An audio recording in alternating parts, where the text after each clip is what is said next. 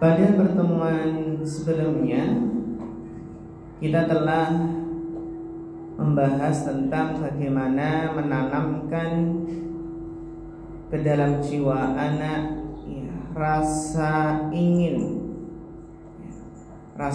untuk berhaji ke Baitullah. Karena apa? Karena berhaji merupakan syiar Islam, merupakan rukun Islam, sehingga penting untuk kita tanamkan dalam diri anak itu sebuah cita-cita, yaitu ingin naik haji. Bahkan juga mungkin anak-anak pun juga ditanamkan cita-cita bagaimana nanti bisa naik haji, apalagi menghajikan kedua orang tuanya. Berarti pembahasan haji telah selesai, berarti pembahasan rukun Islam telah selesai pula. Maka pada kesempatan pagi hari ini akan kita lanjutkan tentang bagaimana mengajarkan ihsan kepada anak. Bagaimana mengajarkan ihsan kepada anak. Yang mana para ustadzah wal ummahat yang dirahmati Allah Subhanahu wa taala, tingkatan kepatuhan seorang hamba dalam agama kita ada 3 tingkatan. Sebagaimana yang telah kita ketahui bersama, yaitu tingkatan Islam, iman, dan ihsan. Pembahasan tentang rukun Islam dan rukun iman alhamdulillah sudah kita lewati. Tinggal PR kita, bagaimana kita maksimal di dalam mengajarkan rukun Islam, bagaimana maksimal mengajarkan rukun iman kepada anak kita. Nah, sekarang saatnya kita membahas tingkatan yang ketiga, yaitu tingkatan ihsan. Dan ini adalah tingkatan yang tertinggi. Sebagaimana Rasulullah SAW pernah menjelaskan makna ihsan ini dalam hadisnya, yaitu anta'budallaha ka'annaka tarahu fa in lam yakun tarahu fa in lam takun tarahu fa innahu yaraka. Ihsan adalah engkau beribadah kepada Allah seakan-akan engkau melihatnya. Engkau beribadah kepada Allah seakan-akan engkau melihatnya. Apabila engkau tidak melihatnya, maka sesungguhnya Dia melihatmu. Maka sesungguhnya Dia melihatmu. Maka makna ihsan di sini bisa diistilahkan dengan apa? Muraqabah, atau merasa selalu diawasi Allah. Jadi kewajiban orang tua adalah mengajarkan kepada anak tentang kedekatan dan pengawasan Allah terhadap hambanya. Bagaimana Allah itu sangatlah dekat dan Allah mengawasi para hambanya. Tugas orang tua adalah menanamkan kepada jiwa anak bagaimana Allah itu maha melihat, maha mengetahui seluruh gerak-gerik dan perbuatan kita. Kita ajarkan kepada anak-anak, Allah itu mendengar semua ucapan kita. Kita tanamkan pada diri anak bahwasanya dialah Allah yang mengetahui segala isi hati kita.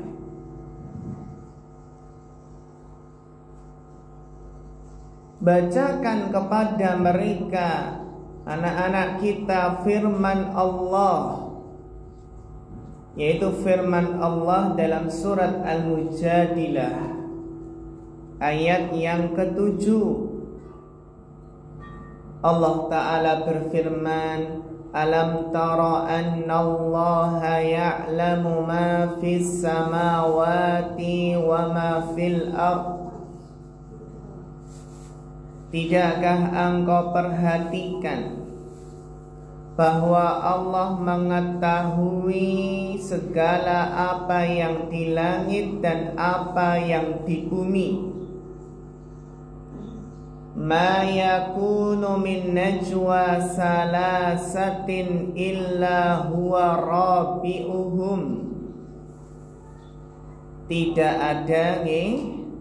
Tidak ada pembicaraan rahasia antara 3 orang melainkan dialah Allah yang keempat. Jadi Allah mengetahui apa yang dirahasiakan, yang dibisik-bisikkan oleh 3 orang yang sedang membicarakan pembicaraan rahasia.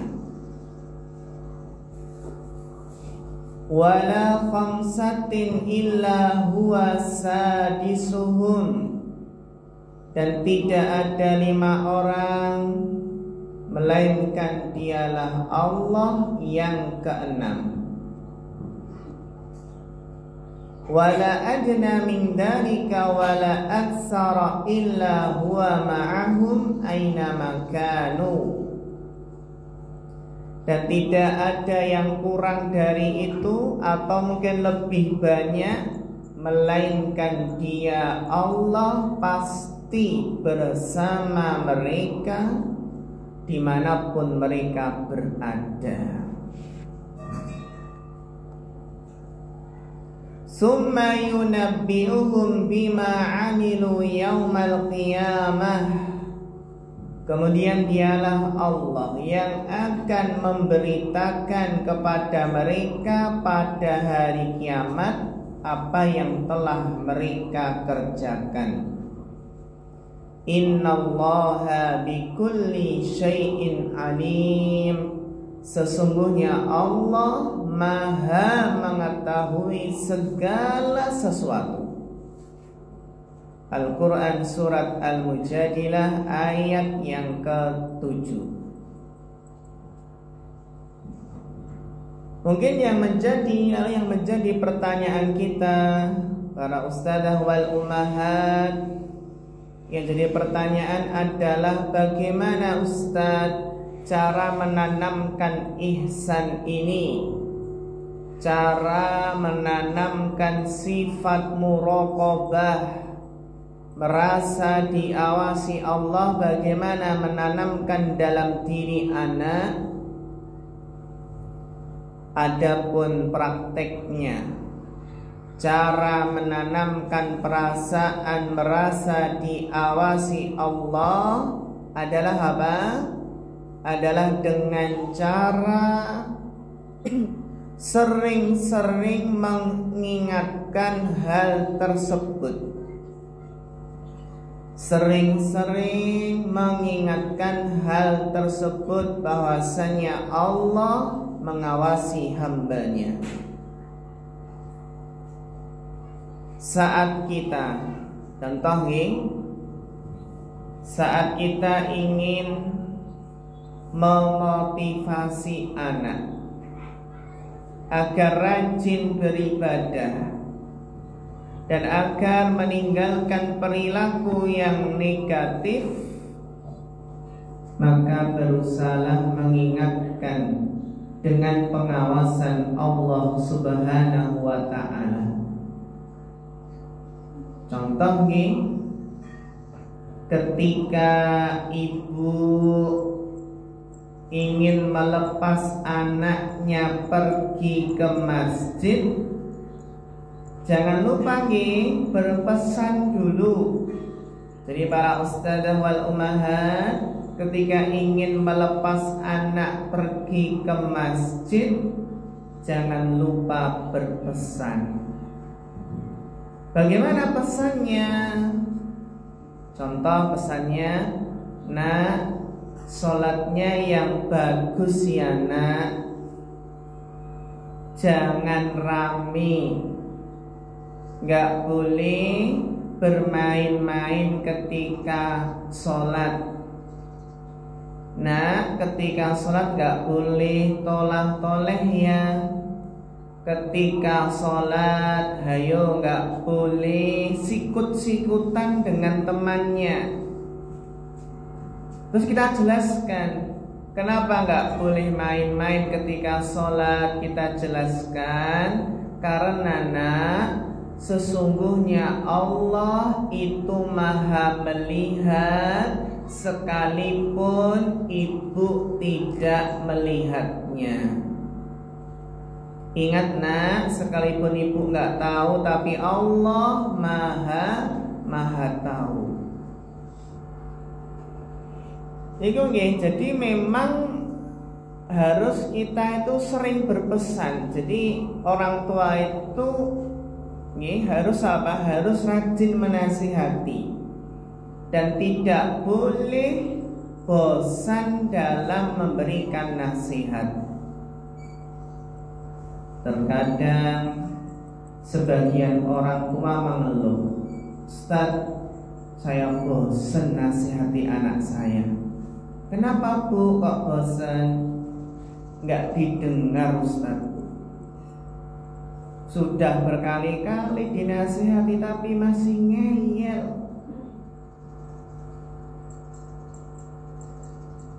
Apakah lalu putus asa? Dulu kalau kita ingat ketika masih kecil, kita biasanya lebih kadang anak perempuan itu biasanya lebih dekat ke ayahnya. Apalagi terkadang anak terkadang kurang respect sama ibunya. Itu terkadang karena anak merasa yang cerewet itu bapak atau ibu? Ibu gitu ya. Ibu cerewet gitu ya. Justru memang seorang ibu itu harus cerewet. Cerewet dalam artian positif. Selalu menasihati, selalu mengingatkan, selalu berpesan. Berbahagialah seorang anak yang punya ibu cerewet. Selalu ingatkan ini, ingatkan itu, ingatkan itu.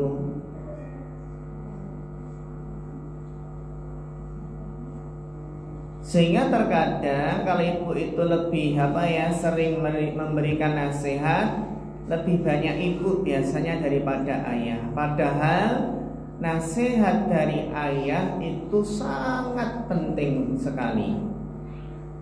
Mungkin anak itu bosan tiap hari dibilangin sama ibunya terus di rumah. Dan ayah jarang memberikan nasihat. Tapi kalau ayah memberikan nasihat, masya Allah, terkadang lebih didengar daripada nasihat ibu. Karena mungkin anak sudah bosan tiap hari dengerin itu terus. Intinya adalah baik ayah ataupun ibu harus harus cerewet dalam arti positif. Selalu berpesan yang baik, selalu memberikan nasihat.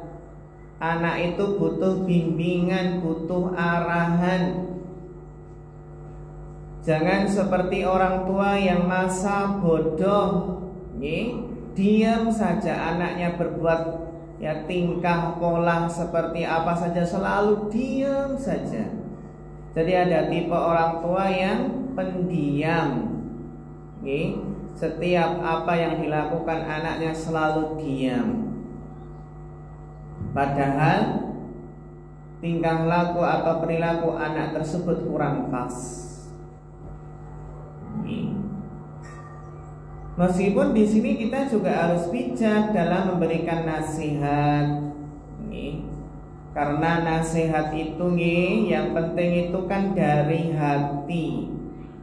Kalau nasihat dari hati akan masuk ke dalam hati. Nasihat itu butuh keikhlasan, butuh kekuatan hati, butuh apa? Faktor pendorong seseorang memberikan nasihat tersebut itu apa? Apakah benar-benar menginginkan kebaikan untuk anaknya ataukah sekedar meluapkan emosi? Seperti pernah kita singgung dulu ketika anak pulang larut malam, maksudnya adalah pulang sampai maghrib, telat pulang habis main bola di lapangan, maka apakah ketika pulang langsung kita marahi, langsung kita nasihati banyak-banyak terus? Apakah seperti itu? Ataukah kita biarkan aja cepat mandi nak, terus sholat maghrib, terus makan? Nah saat itulah baru dimasuki, diberikan nasihat.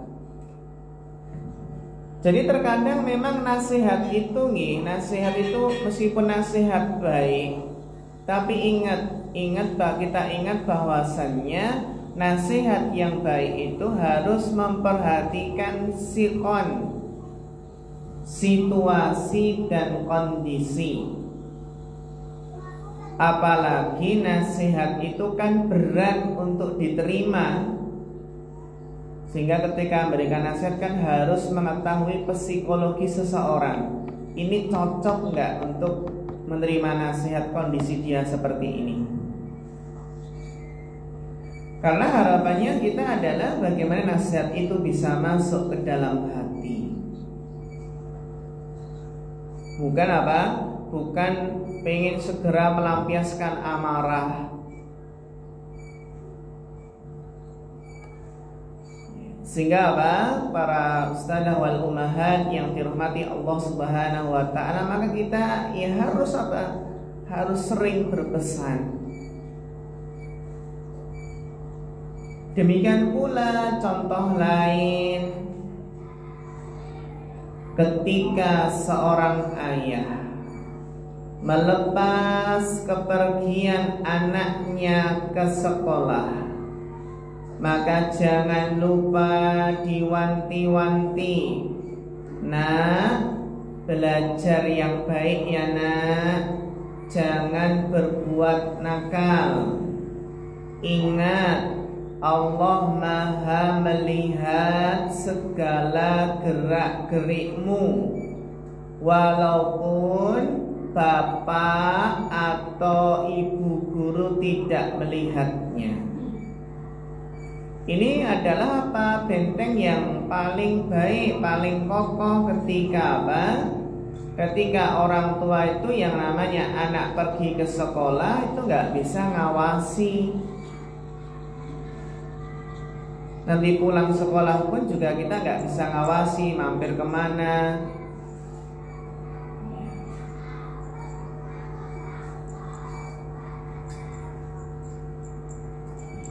Jadi memang harus penting ditanamkan perasaan tersebut. Namun yang menjadi pertanyaan para ustadzah wal ummahat yang dirahmati Allah, jadi pertanyaan ini penanaman perasaan tersebut, perasaan muraqabah, merasa diawasi Allah, itu akan efektif dan akan manjur apabila orang tua pun memiliki perasaan yang serupa di dalam dirinya. Kalau kita ingin menanamkan anak itu bagaimana anak merasa diawasi Allah, bagaimana menanamkan perasaan muraqabah dalam diri anak, sementara kita sendiri sebagai orang tua itu apa? Belum memiliki perasaan muraqabah tersebut. Kalau orang tua sendiri merasa tidak diawasi Allah, bagaimana orang tua akan bisa menanamkan perasaan tersebut ke dalam diri anak? Faqidu syai' la yu'ti. Ya, jadi seseorang yang tidak memiliki maka tidak akan bisa memberi. Ibaratnya adalah ketika orang tua ingin menanamkan ihsan, menanamkan sifat muraqabah dalam diri anak, maka orang tua pun harus berusaha bagaimana ia pun memiliki sifat ihsan, perasaan muraqabah. Ibaratnya adalah kalau orang tua itu ingin anaknya soleh dan soleha, maka orang tua pun harus mensolehkan dirinya terlebih dahulu. Karena ibarat pepatah mengatakan buah itu jatuh tidak jauh dari pohonnya. Logikanya apa? Bagaimana mungkin seseorang mengajarkan membaca sedangkan dirinya sendiri tidak bisa membaca?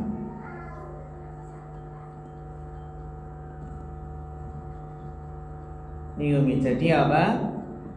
Orang tua harus terdepan. Sehingga kalau kita ingin bagaimana anak itu merasa diawasi Allah, kita pun juga berusaha bagaimana merasa diawasi Allah.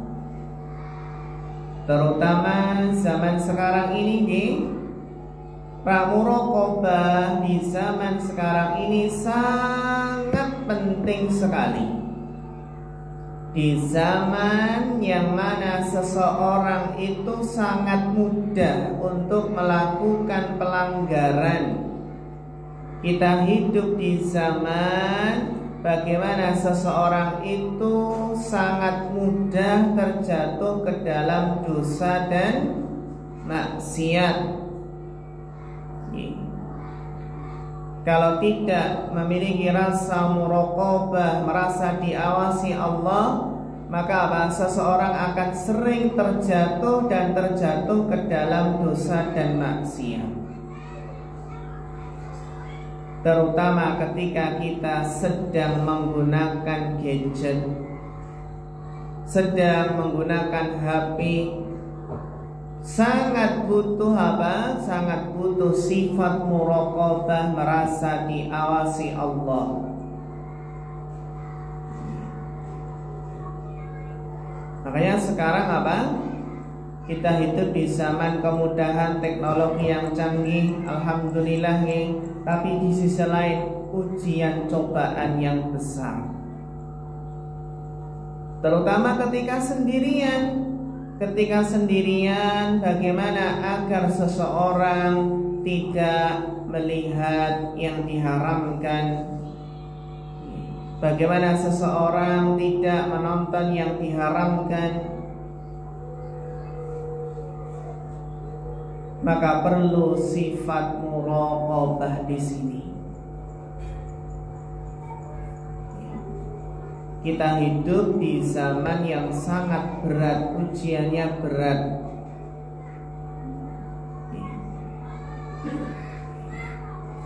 Dan rasa muraqabah, merasa diawasi Allah ini, ya, ujian tersebut akan terlihat ketika kita sendirian, sendirian sedang berselancar di dunia maya.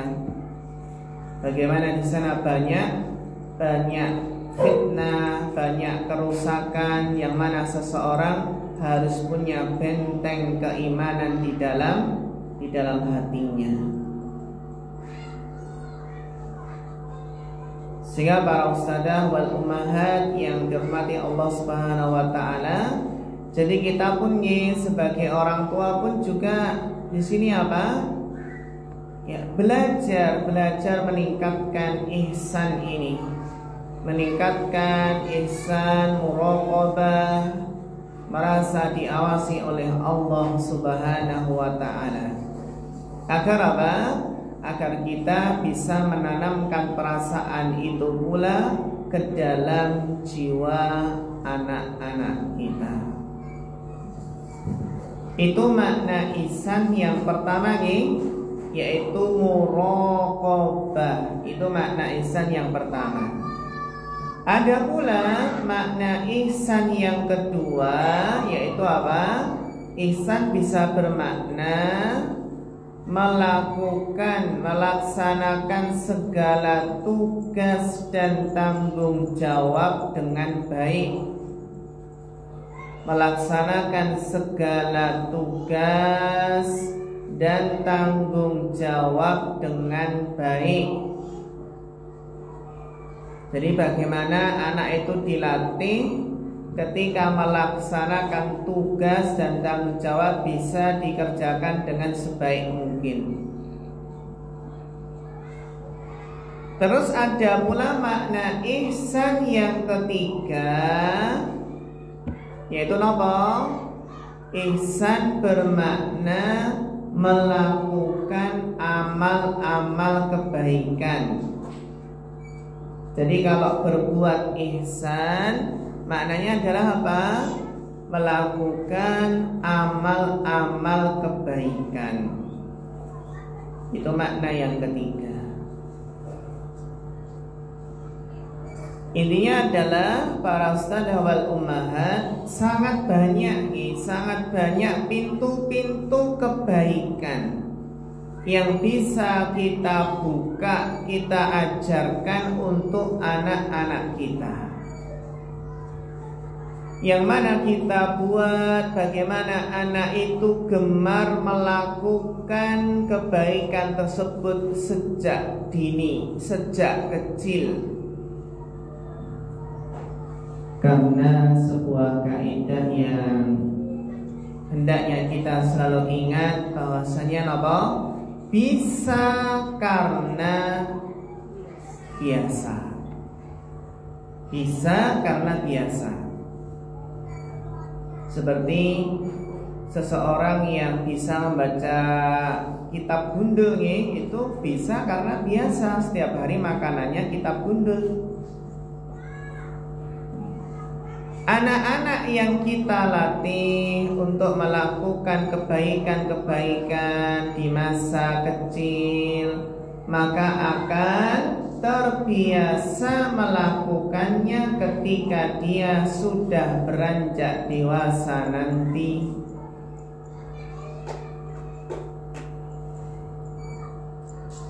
Intinya apa? Ketiga macam atau ketiga makna dari ihsan ini apa? Kita ajarkan kepada anak. Kalau tadi kan apa? Makna ihsan muraqabah yang pertama. Yang kedua apa? Melaksanakan semua tugas dan tanggung jawab dengan baik. Dan yang ketiga adalah bermakna apa? Ihsan melakukan amal-amal kebaikan. Yang pertama tadi sudah kita bahas menanamkan sifat muraqabah. Jadi jangan bosan-bosan untuk berpesan, mengingatkan. Ya, kalau Allah itu mengawasi, Allah melihat, Allah mendengar.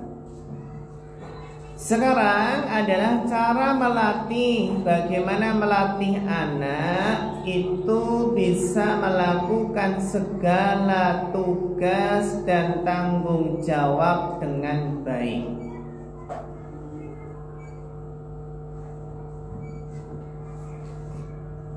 melaksanakan tugas dan tanggung jawab dengan baik. Atau bisa kita artikan apa? Bersikap profesional di dalam melakukan setiap tugas. Intinya adalah bagaimana anak itu bisa menyelesaikan pekerjaannya, tugasnya dengan baik. Dan ini merupakan apa? Kunci kesuksesan dalam urusan apa saja, baik dunia maupun akhirat. Kita itu kan berusaha melakukan tugas apa saja, kita berusaha untuk profesional. Karena semboyan atau motto kita adalah innallaha yuhibbu idza amila ahadukum amalan ayyutqinahu. Jadi motto hidup kita itu adalah sabda Nabi SAW, sesungguhnya Allah mencintai seorang hamba yang apabila ia melakukan sesuatu dengan profesional, dengan mutqin, dengan itqan, dengan sebaik mungkin. Jadi Allah mencintai seorang hamba yang melakukan tugas pekerjaannya secara profesional. Contoh ibadah pun kan harus dikerjakan secara profesional. Karena kalau ibadah dilakukan dengan baik, tentu pahalanya apa? Pahalanya berbeda dengan ibadah yang dikerjakan dengan setengah hati. Ibadah yang dilakukan tidak sungguh-sungguh, tidak serius, tidak fokus, atau ibadah yang dikerjakan asal-asalan. Jadi tugas kita para ustadzah wal ummahat yang dirahmati Allah, tugas kita adalah yaitu melatih anak-anak untuk melakukan tugas dan tanggung jawabnya dengan baik dan benar. Melatih anak bersikap profesional di dalam setiap tugas dan tanggung jawabnya. Maka dilatih anak itu dikasih tugas tanggung jawab sejak dini ya. Jadi sifat dan sikap ini yang harus ditanamkan sejak dini. Dan mudah-mudahan ini nanti akan menjadi jati dirinya ketika ia sudah dewasa nanti.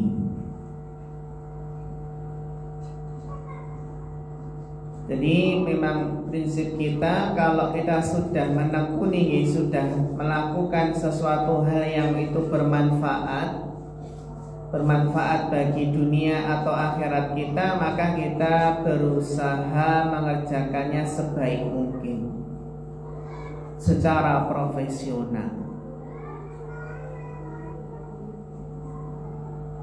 Ini yang kedua. Yang ketiga adalah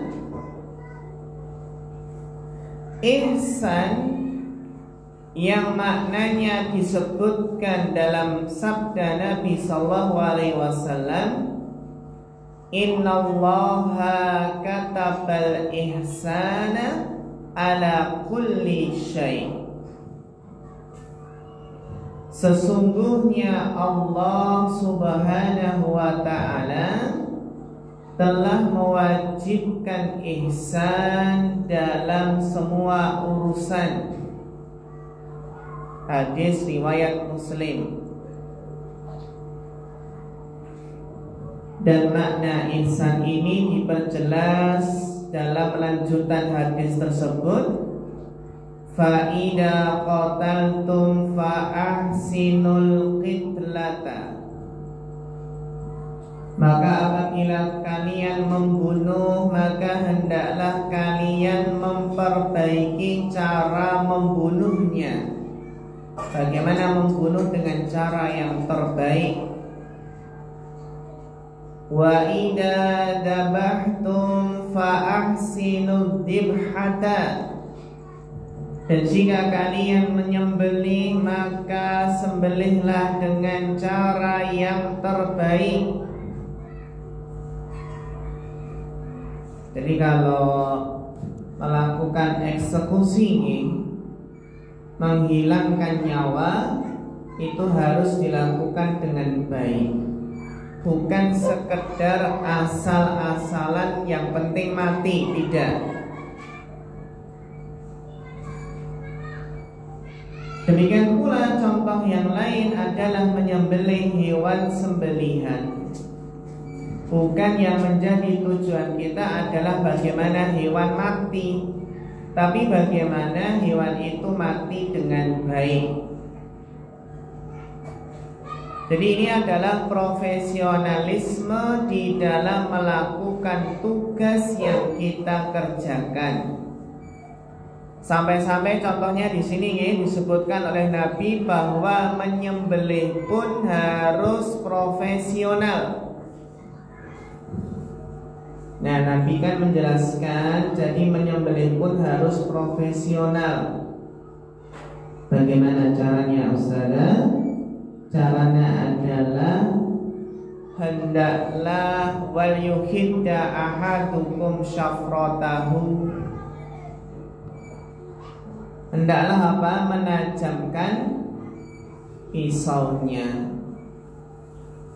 Wal yurih dabihatahu. Hendaknya menajamkan pisaunya dan hendaknya dia membuat nyaman hewan yang disembelih. Jadi jangan disiksa, jangan dibanting ke kanan, banting kiri. Sebagian orang ketika menyembelih itu mereka menyiksa lebih dulu sebelum hewan itu mati. Ada yang pisaunya tumpul sehingga hewan itu harus sekarat berjam-jam baru mati. Ini tentunya menyakiti hewan tersebut. Ini tidak profesional namanya. Ini namanya amatiran. Jadi seorang muslim ketika melakukan tugas dan tanggung jawab yang diembannya, itu berusaha dengan baik, dengan profesional. Ya, al ilmu qabla al qawli wal amal. Ilmu itu adalah sebelum berkata dan sebelum berbuat. Jadi sebelum eksekusi terhadap suatu pekerjaan, penting nih ini, kalau kita sebelum melaksanakan suatu pekerjaan, kita berusaha mengilmuinya terdahulu.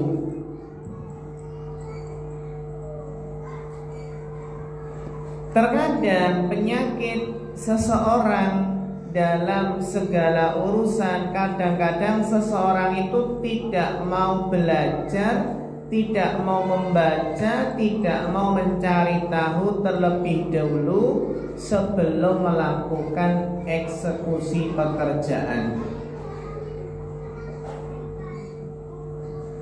Contohnya gampil nih, coba kita, mungkin banyak di antara kita nih yang jarang membaca buku panduan. Misalnya apa? Buku pegangan untuk mengoperasikan apakah televisi atau kulkas atau blender atau oven. Terkadang apa? Kita malas, mesin cuci ya, malas kita baca. Kita biasanya apa? Langsung pegang bendanya dan kita otak-atik langsung. Nah, sehingga terkadang apa? Karena nggak baca buku panduan, akhirnya rusak. Padahal segala sesuatu itu harus ada SPO-nya, harus ada SOP-nya, harus ditangani dengan profesional. Karena kalau tidak akan bisa berantakan. Sebagaimana yang dijelaskan oleh Nabi SAW, jika urusan itu diserahkan kepada yang bukan ahlinya, maka tunggulah kehancuran. Itu kalau apa? Suatu tugas, suatu urusan diserahkan kepada yang bukan ahlinya, maka tunggulah kehancuran. Karena kalau yang bukan ahlinya, ya pasti menanganinya akan apa? Tidak profesional, tapi apa? Secara amatiran. Maka disinilah para ustadzah wal ummahat yang perlu kita tanamkan kepada anak-anak kita, dengan harapan itu menjadi jati diri anak, menjadi tabiatnya. Bagaimana menjadi sifat anak, yaitu apa? Sifat tidak akan menangani suatu pekerjaan kecuali setelah betul-betul dia apa? Tahu bagaimana menanganinya dengan baik. Terus bagaimana contohnya atau bagaimana prakteknya kita menanamkan ihsan ini? Yaitu ihsan apa? Melaksanakan tugas dengan baik dan profesional. Contoh, ketika ibu-ibu sebagian kita memberikan tugas kepada anak-anak, ada sebagian anak-anak itu kalau diberi tugas terkadang asal-asalan dalam mengerjakannya. Contoh apa? Diminta cuci piring tidak bersih, disuruh menyapu halaman ternyata masih kotor. Ini bukan karena masih kecilnya, tapi apa? Karena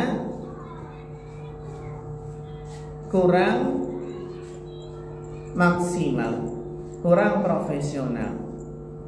Ini adalah kenapa terkadang ketika anak itu diserai amanah kadang-kadang lalai atau sering lalainya.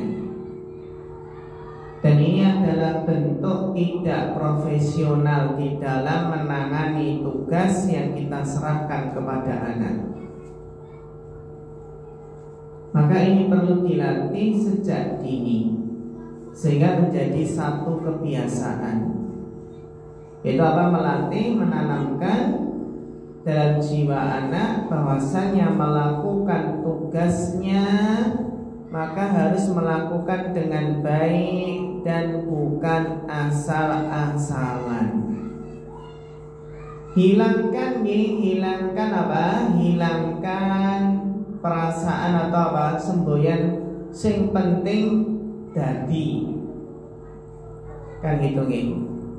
Hilangkan semboyan apa? Sing penting melebu. Nah, dulu ada teman itu apa namanya, kalau belajar nggak sungguh-sungguh tapi dia katakan sing penting melebu, yang penting nggak bolos gitu. Itu ya sudah bagus, tapi kalau masuk sekolah saja nggak cukup.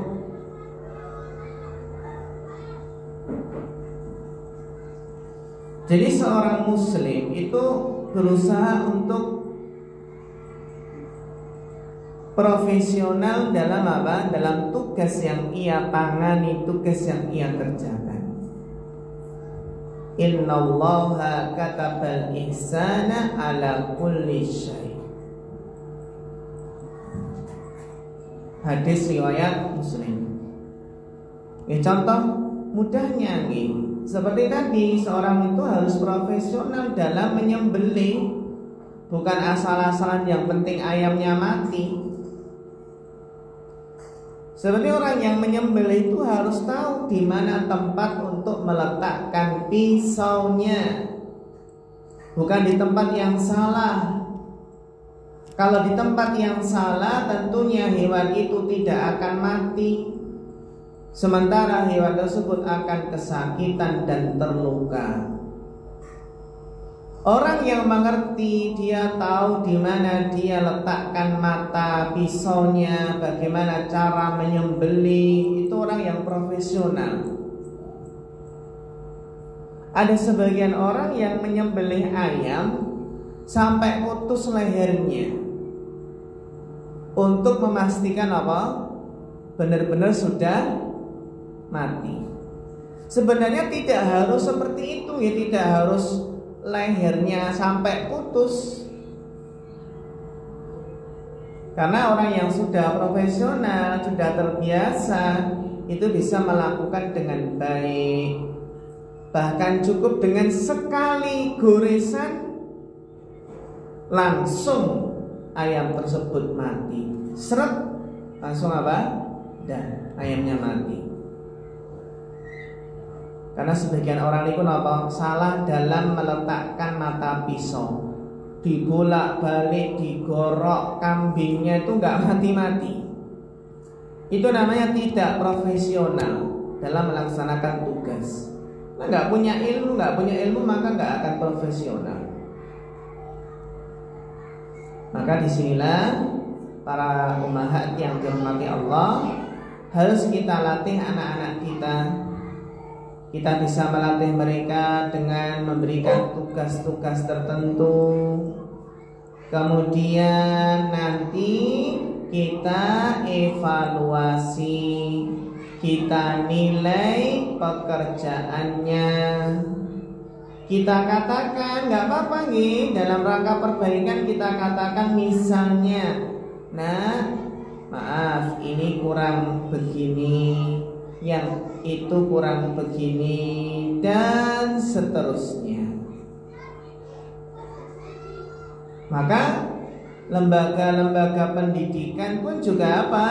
Juga harus bisa melakukan evaluasi kepada para murid-muridnya ketika memberikan tugas-tugas tersebut.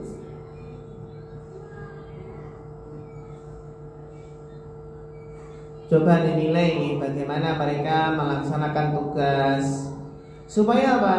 Itu supaya menjadi bahan bagi kita untuk melakukan perbaikan-perbaikan. Kalau nggak ada evaluasi, bagaimana ada perbaikan-perbaikan? Jadi ini penting. Karena apa? Sebagian anak kita lihat apabila melakukan suatu pekerjaan, Masya Allah, dengan sungguh-sungguh mengerjakan dengan baik, disuruh menyapu, hasilnya Masya Allah bersih mengkilap. Tapi ada sebagian anak ketika disuruh nyapu masih berserakan di sana sini, asal-asalan. Ini bukan termasuk ihsan. Tapi dalam masalah kita menanamkan biar profesional, tidak boleh dengan apa? Mengajarkan sesuatu yang mitos nih, atau yang tidak benar. Dulu orang tua mengajarkan kepada para putrinya, menanamkan, nak, kalau nyapunya tidak bersih, maka apa? Napa? Oh, bojone jenggotan nih. Bojone jenggotan apa kumisan? Nah, kata nih. Kan seperti itu. Nanti kalau apa? Nyapunya nggak bersih katanya. Kalau nyapu di malam hari boleh nggak? Boleh nggih. Nyapu di malam hari. Kalau duduk di pintu, ya, di sana ada hal-hal yang di situ ada sebabnya. Itu ada yang bilang jangan melihat nisan di kubur, batu nisan di kubur, tulisan yang ada tulisannya. katanya bisa melemahkan apa? Hafalan. Itu dalam kitab Ta'limul Muta'allim gitu ya. Tapi itu perlu ditahqiq. Kenapa kok bisa seperti itu? Benar enggak? Bahkan di kitab tersebut dijelaskan jangan apa? Jangan menyapu di malam hari. Karena apa? Itu bisa mendatangkan kemiskinan. Tapi itu kan hal-hal yang aneh. Kenapa kok bisa begitu? Oh ternyata dikaitkan apa? Dikaitkan kalau nyapu di malam hari berarti tadinya paginya nggak disapu, siangnya nggak disapu, sore nggak disapu, berarti malas. Nah, malas menjadikan apa? Miskin. Kita dapati dalam kitab-kitab tersebut hal-hal yang aneh. Ada juga nasihat jangan sering lihat salib. Nanti hafalannya jadi lemah. Apa hubungannya kan gitu? Jadi ada hal-hal yang di situ perlu kita tahqiq dulu, apakah benar ya pernyataan tersebut. Karena ya sekilas di situ tidak masuk akal. Nah, suatu pekerjaan, suatu tugas yang biasa kita lakukan maka akan terbiasa. Dan jika sudah terbiasa maka akan bisa dilakukan dengan baik dan benar. Intinya pembiasaan. Pembiasaan untuk menjadi pribadi yang teliti, yang punya dedikasi yang tinggi di dalam melaksanakan tugas dan tanggung jawab. Karena ini penting nih bagi apa? Kunci kesuksesan bagi anak ke depannya. Karena setiap orang ya akan puas melihat hasil pekerjaan yang baik, profesional, teratur, detail. Karena segala satu nilainya itu terletak pada apa? Pada ya profesional tersebut.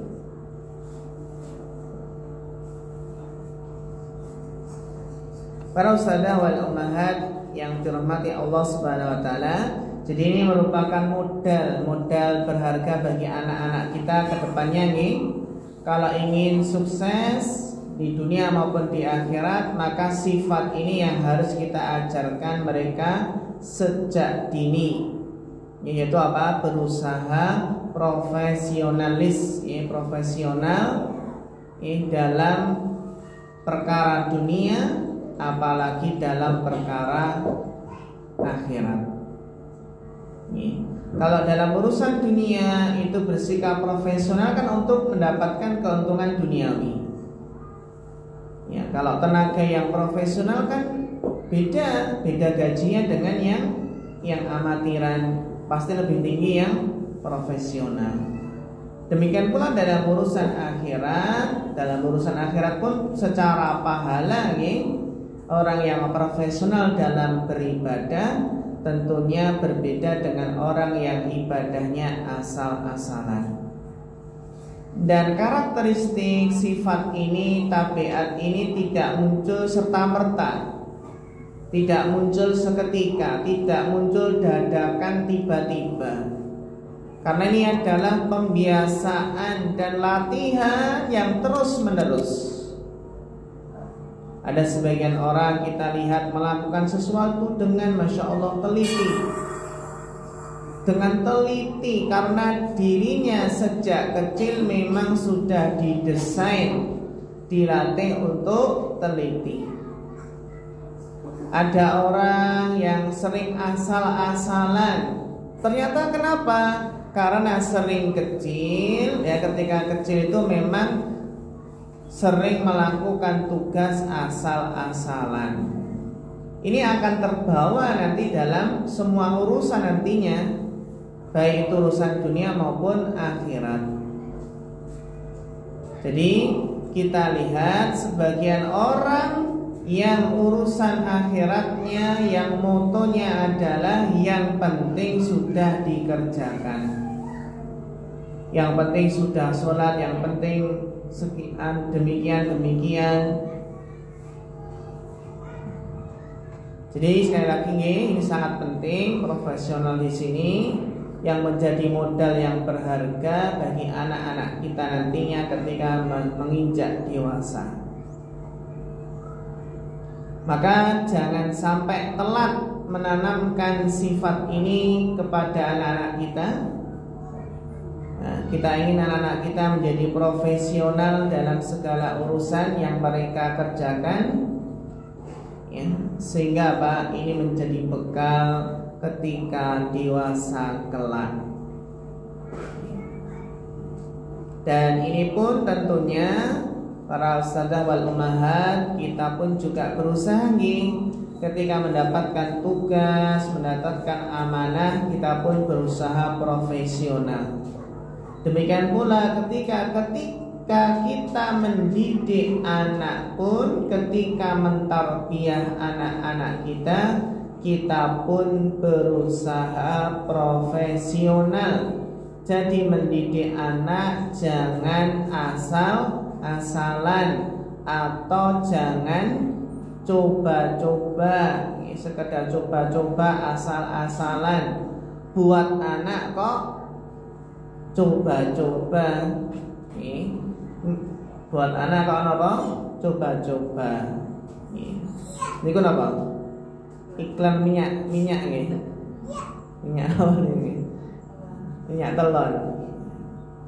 Jadi ini ihsan yang kita tanamkan. Yang kedua apa? Profesional. Maksudnya adalah melaksanakan tugas sebaik mungkin. Dan ihsan yang ketiga apa? Berbuat baik. Berbuat baik. Bagaimana melatih anak itu gemar berbuat baik. Berbuat baik kepada temannya, berbuat baik kepada orang lain. Yang penting untuk kita latih bersama sejak dini. Demikian para ustadzah wal ummahat, pembahasan ihsan di kesempatan kali ini, yang intinya adalah kita melatih bagaimana anak memiliki sifat muraqabah, merasa diawasi. Dan yang kedua adalah melatih anak itu melaksanakan tugas dengan sebaik mungkin.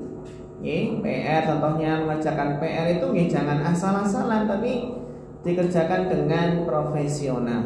Dan yang ketiga, melatih anak bagaimana gemar berbuat baik.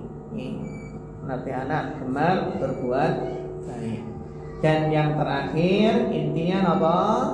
Intinya kita sebagai orang tua itu juga harus yang terdepan. Kalau ingin anak memiliki sifat muraqabah, maka orang tua pun juga berusaha memiliki sifat tersebut.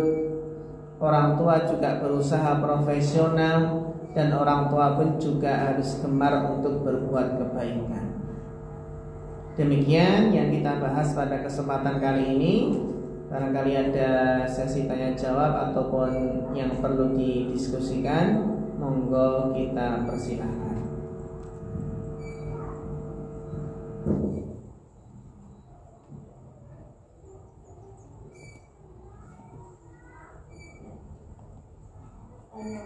Iya, monggo.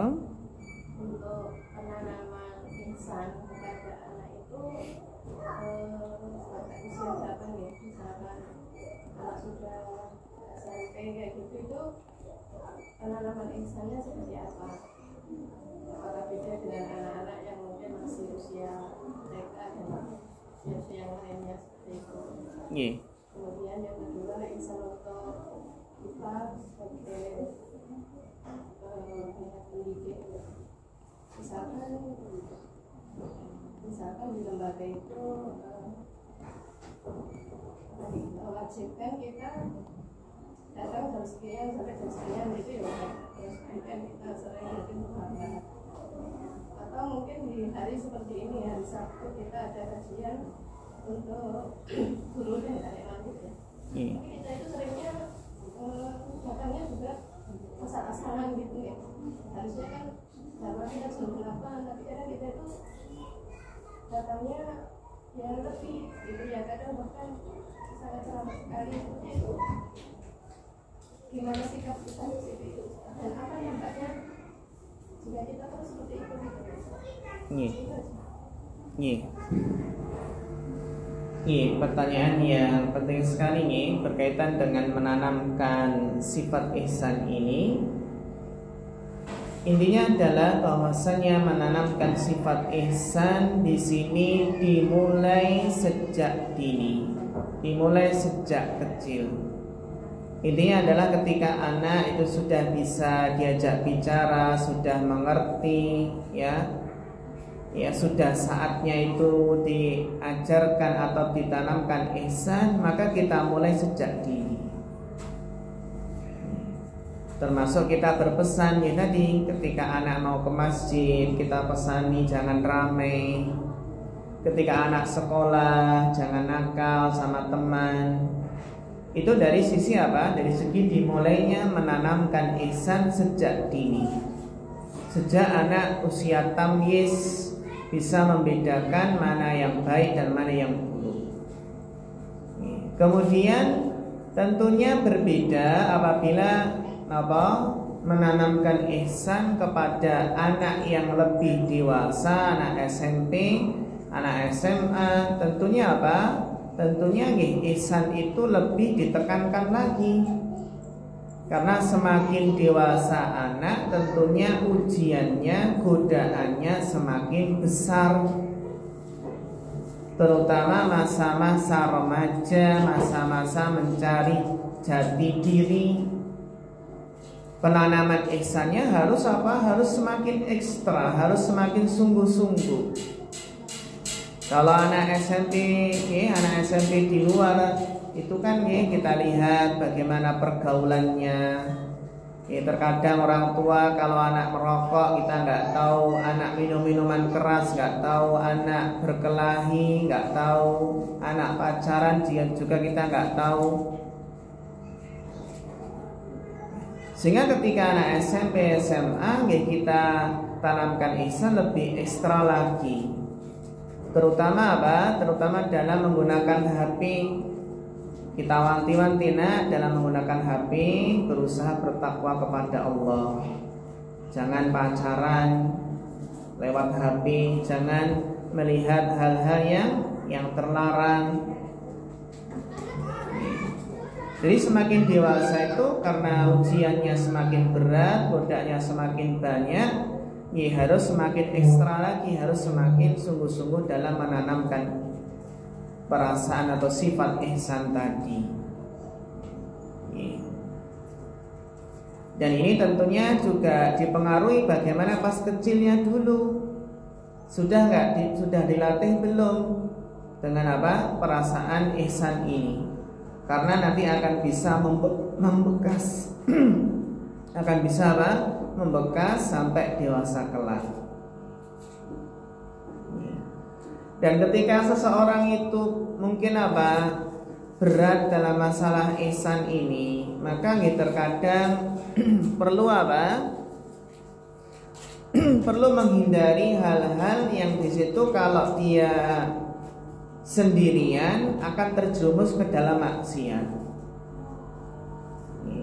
Jadi kalau seseorang merasa lemah kalau sendirian, maka ketika mengakses internet atau yang lainnya, maka di depan apa atau bersama-sama keluarga. Seperti orang tua itu kalau meletakkan komputer atau yang lainnya di ruang tamu biar semuanya lihat. Bahkan orang tua kalau searching, browsing internet, ngajak anaknya nggak apa-apa. Diajak anaknya. Nanti kalau mau lihat hal-hal yang tidak baik kan paling nggak juga malu sama anaknya. Jadi memang di situ perasaan ihsan ini sangat apa? Sangat penting sekali. Karena sebuah hadis yang penting sekali, yaitu akan ada seseorang di akhirat nanti di hari kiamat ada yang membawa pahala apa? Pahala sebesar gunung Tihamah. Pahala yang besar. Tetapi pahala tersebut hancur, pahala tersebut musnah sia-sia.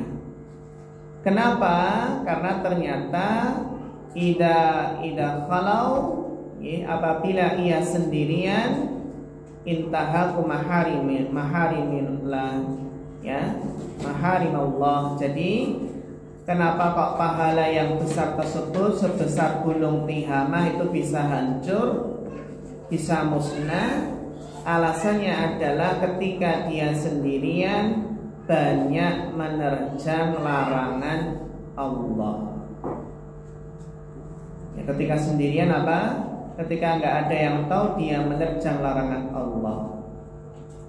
Sehingga orang ketika minum minuman keras, sembunyi-sembunyi, ketika naudzubillah berzina sembunyi-sembunyi, ketika makai narkoba pun kan juga sembunyi-sembunyi, dan lain sebagainya. Jadi apa? Lebih ekstra lagi dalam menanamkan ihsan ini kepada anak yang sudah beranjak remaja, sudah dewasa. Kemudian berkaitan dengan apa? Berkaitan dengan masalah keterlambatan yang lain dan lain sebagainya. Maka memang di sini kita berusaha, yang penting berusaha bagaimana semaksimal mungkin untuk apa? Untuk tidak terlambat, terutama dalam mengajar, dalam melaksanakan tugas. Karena kita yakin bahwasannya kedisiplinan itu adalah di antara sebab kunci meraih keberhasilan. Terutama adalah disiplin dalam ibadah, dalam sholat dan lain sebagainya. Kalau sekali dua kali keterlambatan karena ada kepentingan yang mendesak, itu kita maklumi. Karena seseorang itu ya terkadang terlambat karena ada keperluan yang mendesak yang tidak bisa dihindarkan, ya kita maklumi. Dan yang menjadi catatan, kalau terlambat itu jadi kebiasaan, ini yang kurang baik. Karena apa? Karena akan menjadi kebiasaan yang kurang baik. Terutama apa? Dalam ibadah. Sehingga kita berusaha untuk profesional. Di antara profesional kita di kedisiplinan itu adalah termasuk bentuk apa? Profesionalisme. Profesional dalam hal waktu. Wallahu ta'ala a'lam bishawab. Wonten maneh?